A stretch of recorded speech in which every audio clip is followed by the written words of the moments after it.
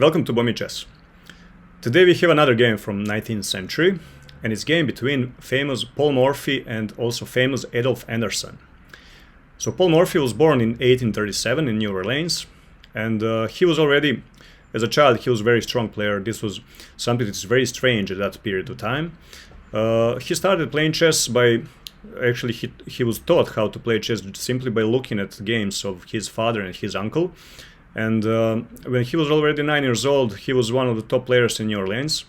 And there was one general visiting New Orleans, and he wanted to play against strong opponents. And they brought in little Paul Morphy, young Paul Morphy.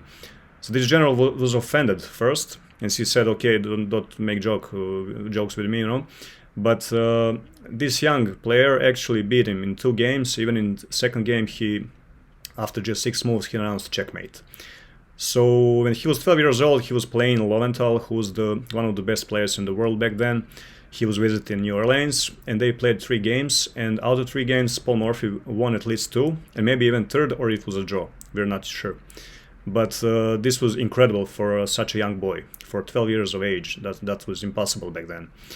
And so Morphy then started going for school. He went for school to be attorney, as his father. He was practicing law, but when he finished it, he was too young to start practicing it right away. So he started playing chess again when he was about 19 or 20 years old. And he was the strongest player in America by far. And they said that he's the strongest in the world, but European chess masters actually wanted him to come to Europe and play the best masters to show his skills. And he came to Europe in 1858, and then he played Adolf Anderssen in Paris in 1858. Adolf Anderssen had another chess career, had a different path to his chess career. He was born in 1818. So he was a German chess player who was actually math professor. And first, his appearance in the chess world was when he was 25 years old. He wrote an article with 60 chess problems that he published, and everybody saw that this is interesting. This is somebody who knows how to play chess. Then he started playing in tournaments, and he even won the tournament, very strong international tournament in 1851. So he was considered the best chess player in the world during 1850s. But this was until he played young Paul Morphy. So Paul Morphy came to Europe in 1858, and they agreed to have a match over 11 games in Paris in 1858. In this game, Paul Morphy was white, and he was 21 years old, and Adolf Anderssen was black. So let's see how did the game go. Paul Morphy started with e4. We have Anderssen played e5, f4. So King's Gambit was the thing back then. Everybody played it. Anderssen took the pawn. Knight to f3. We have g5, h4, g4, attacking the knight. Knight goes to e5. This is all normal moves. We have knight to f6. Knight took on g4 because the queen is defending this knight. And here Anderssen took on e4. So Paul attacked the knight, and knight went to g3, now forking this bishop and this rook here. Morphy knew this, and he didn't pay attention to it. Of course, this is a main line. He took the pawn with the bishop.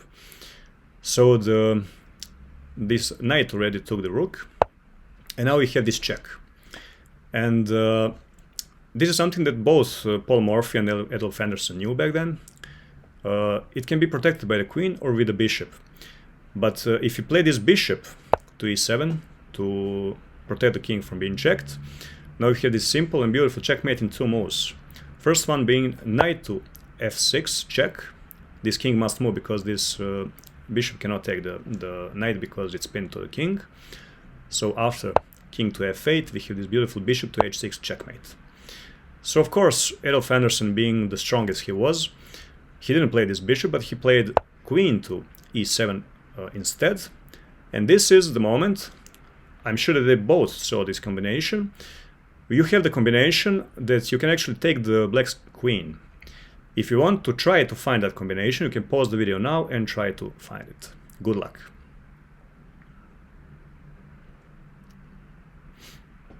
Okay, I hope that you were able to find the combination. And the first move is knight to f6 check. So now this king must move. So king goes to d8. And here the second move is bishop takes on c7, check. So now this king cannot go back to e8 because this knight is guarding it, so he must take the bishop. And now we have this beautiful knight to d5, check, and now this knight is forking the king and the queen. King goes back to d8 and knight takes queen. So here black lost the queen, but he still has compensation because he took this rook on h1. Now he's about to take the knight. He also took the bishop here for a pawn. So he took the knight, and now we have this queen goes to g4. We have a pawn to d6, attacking the queen with the bishop, so queen must move. Queen to f4, attacking this pawn on f7, and here black brings the rook to this open file. White took the pawn, and now we have this bishop takes on h4, check.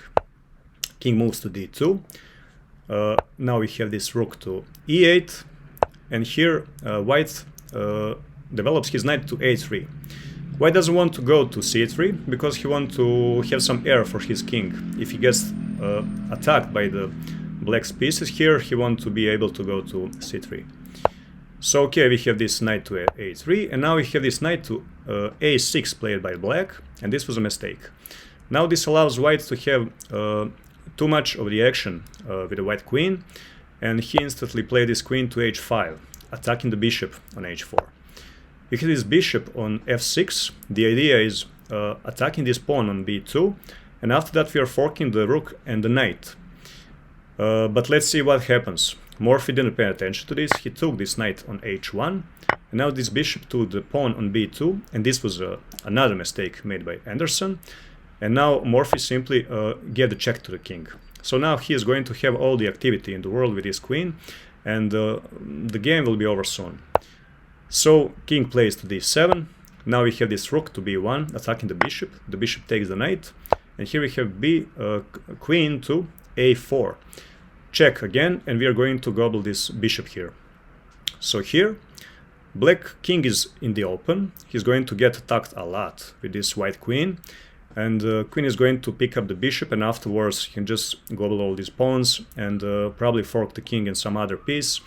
White has this beautiful rook on b file, and this bishop is going to enter the game soon. So black doesn't have enough compensation here for his queen, and Adolf Anderssen decided to give up here, and he resigned. So this was one of the 11th game that they played. Morphy went on to win 7 games, Adolf Anderssen won 2, and 2 of them were draws. So it was 8-3 for Paul Morphy, and Adolf Anderssen was considered the best player in the world back then. So you can imagine how strong was Paul Morphy when he beat the best player in the world by 8-3. So this was today's game. I hope that you were able to find this pattern of the moves to get the black's queen.